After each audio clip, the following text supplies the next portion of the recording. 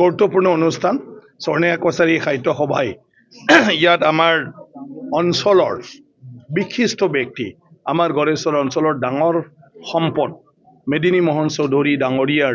সোঁৱৰণি দিৱস পালন কৰিছে ইয়াত আৰু হিচাপে মোকো আমন্ত্ৰণ জনাই মই আহি পালোঁ মই ধন্যবাদ জনাইছোঁ তেখেতসকলক যে আমাৰ হীৰাৰ নিচিনা গড়েশ্বৰত মেদিনী মোহন চৌধুৰী ডাঙৰীয়াই আজি অসমত যিটো সাহিত্য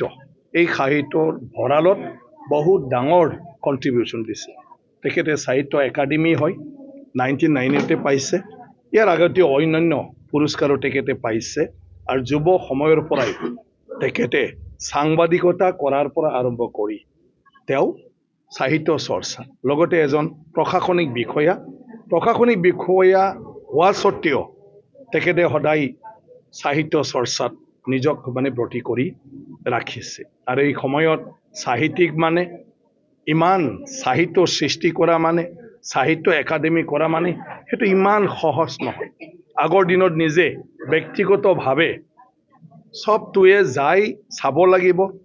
মানুহৰ লগত আলোচনা কৰিব লাগিব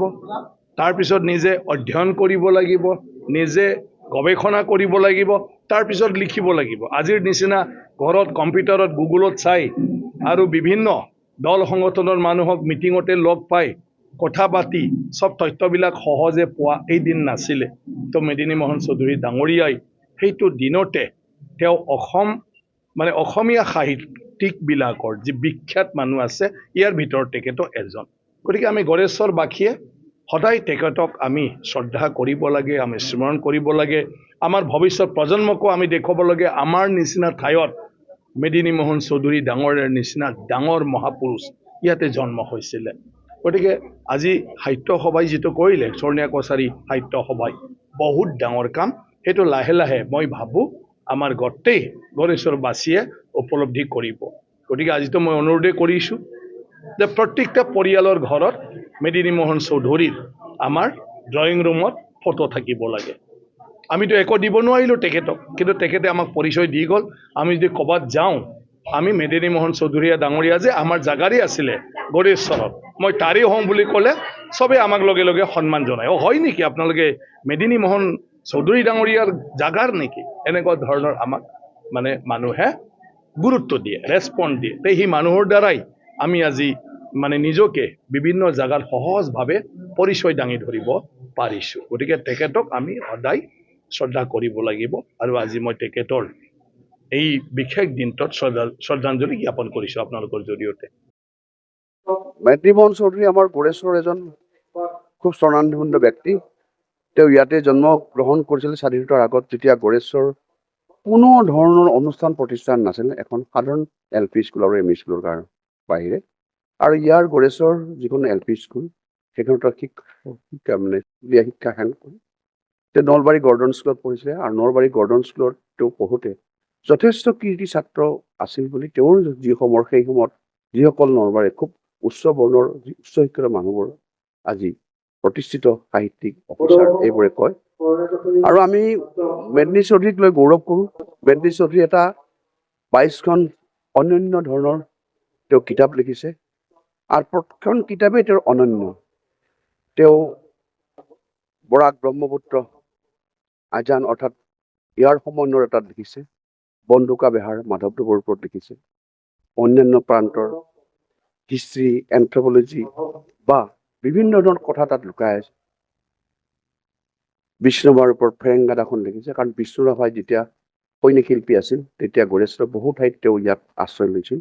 যেতিয়া তেওঁক চৰকাৰে বিচাৰি ফুৰিছিল কমিউনিষ্ট হিচাপে আৰু সেই সময়ত মেদিনী চৌধুৰীৰ বিষ্ণুৰাভাৰ লগত চিনাকি আগৰ পৰাই আছিল কিন্তু ইয়াত আশ্ৰয় লোৱাৰ কাৰণে যথেষ্টখিনি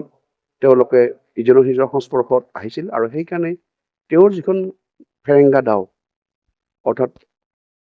ফেহুজালি ৰাতিপুৱাৰ যি প্ৰথম চাতকী চৰাইয়ে মাতে বিষ্ণুৰাভাক তেনেকুৱা বুলি কৈছে সি এটা নৱপ্ৰজন্মৰ নৱজাগৰণৰ প্ৰতীক সেই সময়ত আৰু তেওঁ কৃষক মুক্তিৰ বাবে যেনেকুৱা সংগ্ৰাম কৰিছিল আৰু এই সংগ্ৰাম যদিও কায়িক দিশত বিফল হৈছে কিন্তু আজিও সেই কৃষকৰ যি তেওঁলোকে সেইবোৰ উঠাইছিল বিষ্ণুৰাভাই কিন্তু সেইবোৰে আজিও সমাজত চলি আছে বা বহুত মানুহে কৃষিভূমি পাব মাটিৰ পট্টা পাবলৈ সক্ষম হৈছে তেওঁলোকৰ নামত দিয়া হৈছে আৰু যিসকলক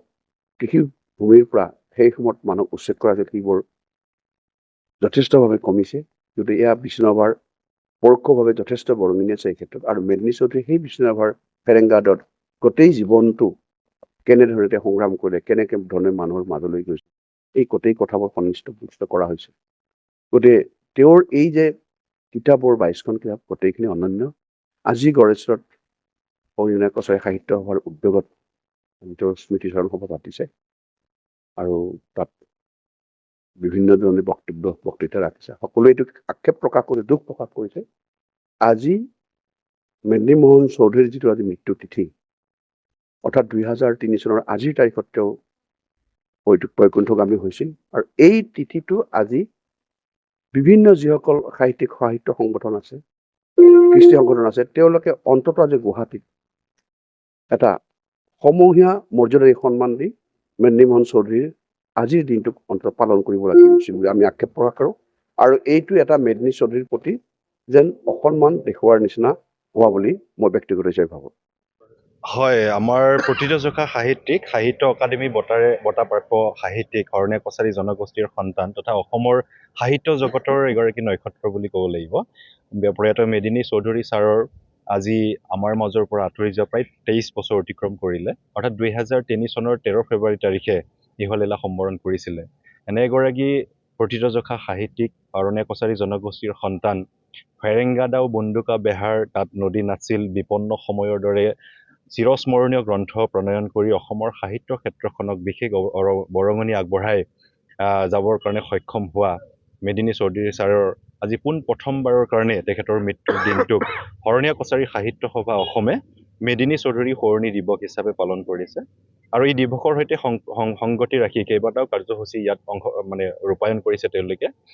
বন্তি প্ৰজ্বলনৰ পৰা আৰম্ভ কৰি মেদিনী চৌধুৰী ছাৰৰ প্ৰতিমূৰ্তিৰ মাল্য অৰ্পণৰ পৰা আৰম্ভ কৰি আৰু এই অনুষ্ঠানটোৰ সৈতে সম্পৃক্ত কৰি হৰণীয়া কছাৰী জনগোষ্ঠীৰ কেইবাগৰাকীকো লেখকক ইতিমধ্যে মেদিনী চৌধুৰী সাহিত্য বঁটা আৰু মেদিনী চৌধুৰী সাহিত্য সন্মান আগবঢ়াবৰ কাৰণে পদক্ষেপ গ্ৰহণ কৰিছে। গতিকে হৰণীয়া কছাৰী সাহিত্য সভা অসমক আমি ধন্যবাদ জ্ঞাপন কৰিছোঁ। আৰু হৰণীয়া কছাৰী সাহিত্য সভা অসমে প্ৰথমবাৰৰ কাৰণে মেদিনী চৌধুৰী সাহিত্য বঁটা ঘোষণা কৰিছে আৰু এই সাহিত্য বঁটা লাভ কৰিবৰ কাৰণে সক্ষম হৈছে ইতিমধ্যে প্ৰায় 8খনকৈও অধিক গ্ৰন্থ প্ৰণয়ন কৰা তামোলপুৰ জিলাৰে কামেশ্বৰ হাজৰিকা ডাঙৰীয়া, তেখেতে ইতিমধ্যে মেদিনী চৌধুৰী সাহিত্য বঁটা আজি তেখেতে লাভ কৰিব। আৰু ইয়াৰ উপৰিও সাহিত্য সন্মান লাভ কৰিবৰ কাৰণে সক্ষম হৈছে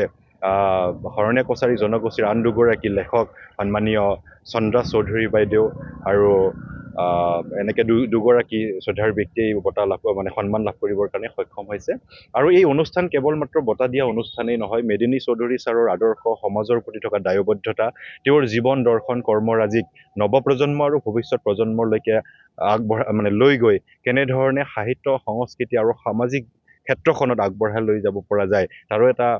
অন্তৰ্নিহিত উদ্দেশ্য আগত ৰাখি হৰণীয়া কছাৰী সাহিত্য সভা অসমে অনুষ্ঠানটোৰ আয়োজন কৰিছে। গতিকে ময়ো তাত আজি এই বিশেষ বঁটা প্ৰদান অনুষ্ঠানৰ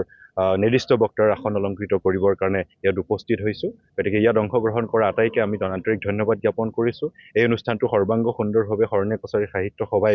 প্ৰথমবাৰৰ কাৰণে ইয়াত অনুষ্ঠিত কৰিছে। গতিকে এই অঞ্চলৰ ৰাইজৰ সহযোগিতা আমি দেখিবলৈ পাইছোঁ। গতিকে অনুষ্ঠানটোৰ সফল কামনা কৰিছোঁ আৰু সফলভাৱে পৰিসমাপ্তি ঘটি অনাগত দিনতো হৰণীয়া কছাৰী সাহিত্য সভা অসমে এনেধৰণৰ অনুষ্ঠানৰ আয়োজন কৰিব বুলি আশা ৰাখিছোঁ।